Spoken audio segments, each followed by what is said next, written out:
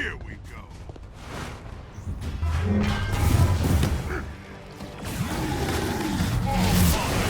Hear me! Another foe vanquished.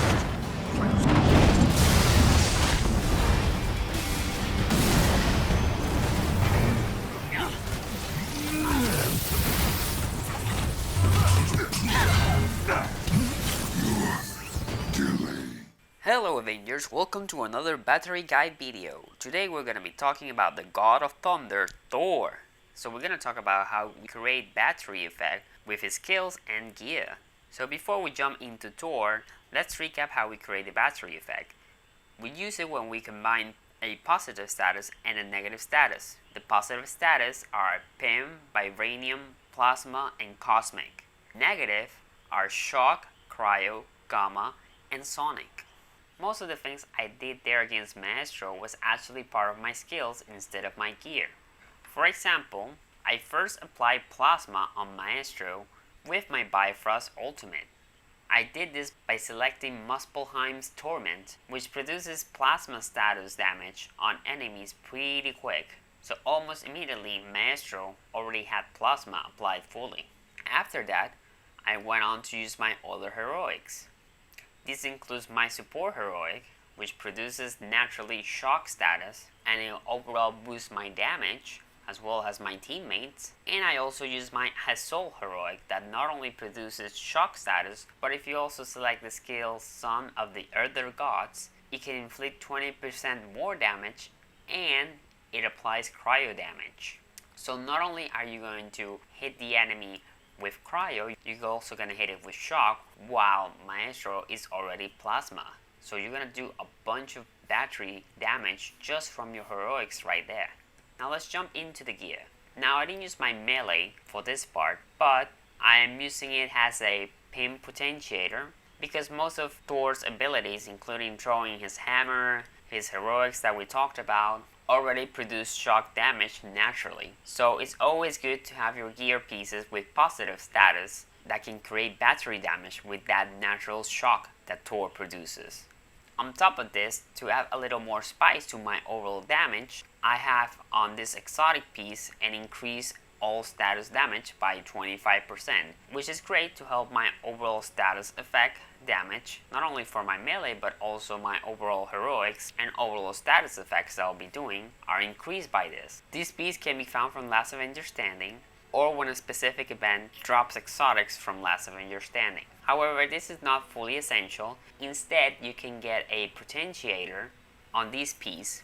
So for example, from the Hive Mind set, I have Cosmic and it has a Cosmic potentiator of 20% increased cosmic damage of that status. You can also get potentiators and damage boosters of statuses on other gear slots. So this is not completely essential. What's essential for you to have on your melee is at the very least a positive status, if you're building with melee in mind. My second piece here is a purple, which might surprise you a little bit, but the reason I'm using this purple is because of the targeted buff, in which hitting an enemy with a ranged critical attack activates a damage buff. This was also very key and essential for the start of this fight of Maestro, because you will notice that the first thing I did when I started this fight was throw my hammer at him. Once the damage buff went active, that's when I started to create all my status effects.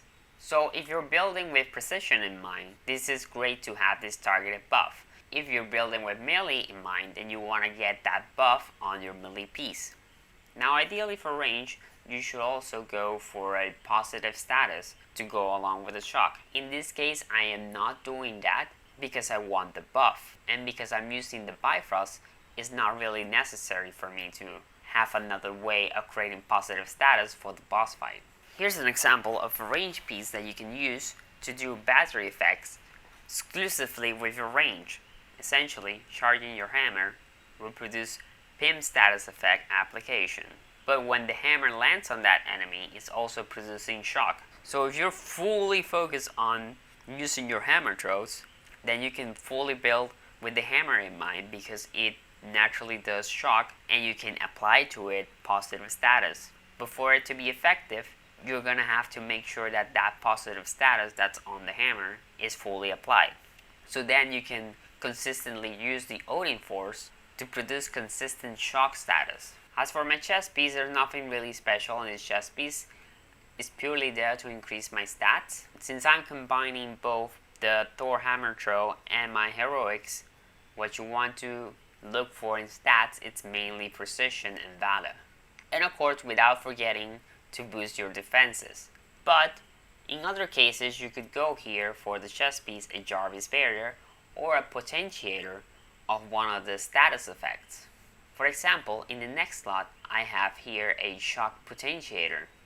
It increases my overall damage of shock by 20%, which is great because, as I said, Thor naturally produces shock. So just getting overall boosted shock, it's an amazing piece to help on your build, whether you're using heroics or you're using the hammer throws. This piece also has the Tachyon Surge, which you can get from Tachyon Rift missions or from Monica's weekly reset, which can either be an exotic or even a legendary. And as you can see here, this piece goes for precision and valor, which are two main things I'm using for this particular fight I showed you.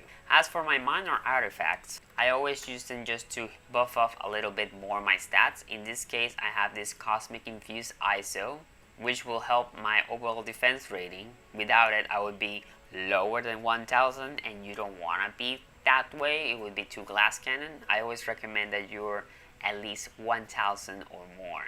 On my second slot, I have precision because I am building for precision in mind, with my hammer throw being the big finisher and also the one that triggers my buff. So what essentially my steps for this build that I do is activate my buff, activate my other major artifact buff, go on my Bifrost to produce plasma status effect, then use my Soul heroic and my support heroics to produce instant shock damage on that enemy that's already fully applied plasma, on top of the cryo that the Soul heroic can do, and then use my hammer throws that naturally produce shock status with the Odinforce. Not only by throwing the hammer, but also by using the Odinforce that you can trigger on the hammer itself. This is a pretty easy build to come up with, especially for the OLT. It would help a lot your team by having a very diverse way to apply different statuses. But I just wanted to give you an idea how you can produce overall status damage with Thor, and then you can explore which way you want to go with him.